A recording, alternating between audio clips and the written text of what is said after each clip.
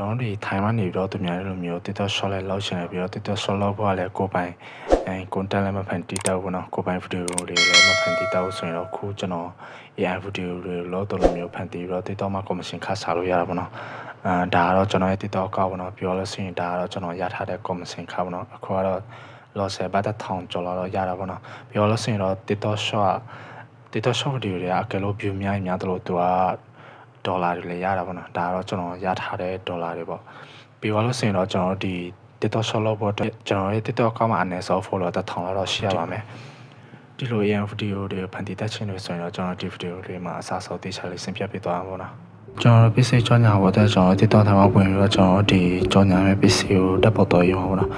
ကျွန်တော်ဒီဖနက်ကိုကြောင်းညာမဲ့ဆိုဒီဖနက်နိုင်ပြီးတော့ကျွန်တော်ဒီဖနက်ပေါ် screen ဆော်ရယူမှာပေါ့နော်ကျွန်တော်ပေါက်ယူပြီးပါပြီဆိုရင်တော့ကျွန်တော်ဒီ Gemini ရဲ့အထက်ဝင်မှာပေါ့နော်ကျွန်တော်ပေါက်သွားထောက်မှာပေါ့ဒီမှာကျွန်တော်ဒီခိုင်းမှာပေါ့နော်ကျွန်တော်သူ့ကိုပေါက်ထောက်ခိုင်းမှာပေါ့ခုနကျွန်တော်တို့ရွေးထားတဲ့ဖနက်ပေါက်ကိုရွေးပေးလိုက်မယ်ပြောလို့ဆိုရင်တော့ကျွန်တော်စာဒီလိုရေးပေးလိုက်မှာပေါ့နော်ကျွန်တော်ဒီမှာကိုပိုင် idea ရှိသလိုရေးလို့ရတာပေါ့နော်သူကပေါက်ထောက်ပေးတာပေါ့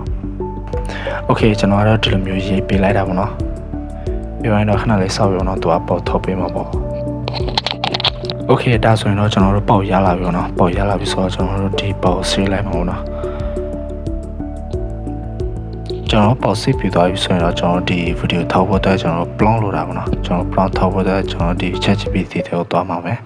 ကျွန်တော် ChatGPT ထဲရောက်ပြီဆိုရင်တော့ကျွန်တော်တို့ခုနဖန်တီးထားတဲ့ပေါက်တစ်ချက်ရွေးပေးလိုက်မယ်ပေါ့နော်ပြီးတော့ရင်တော့ကျွန်တော်ဒီလိုမျိုး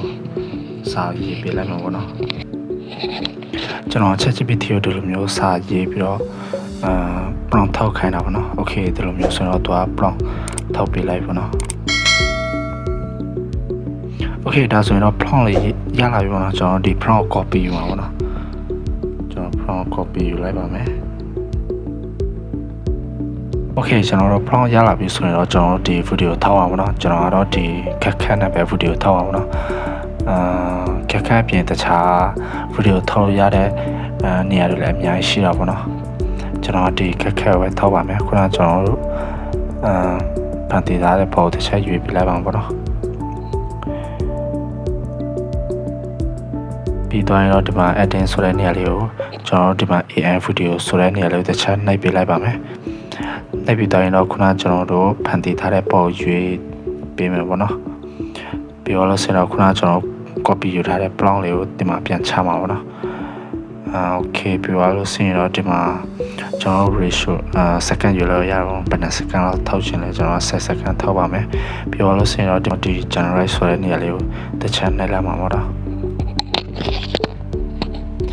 Okay ဒါဆိုရင်တော့သူက video စတင်ဖန်တီးပေါ့နော်ခဏလေးစောင့်ပြရပါမယ်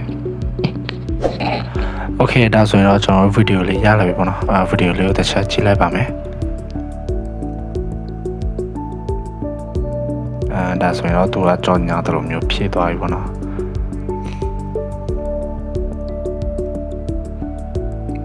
Okay ဗီဒီယိုလေးရလာပြီဆိုတော့ခုနကကျွန်တော်အစင်မှာထောက်ထားတဲ့ပုံတစ်ချက်ဖြတ်ထားလိုက်ပါမယ်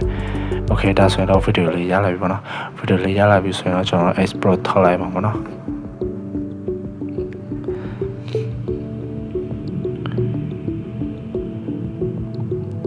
ဗီဒီယိုလေးရလာပြီပေါ့နော်ဗီဒီယိုလေးရလာပြီဆိုတော့ကျွန်တော် TikTok မှာဗီဒီယိုတော့တင်လို့ရပြီပေါ့နော်အစောစီးကြည့်ပေးတဲ့အတွက်အလုပ်ကျေးဇူးတင်ပါတယ်ကျွန်တော်ရဲ့ video လေး like follow လုပ်ပေးဖို့တောင်းဆိုပါတယ်ဗျ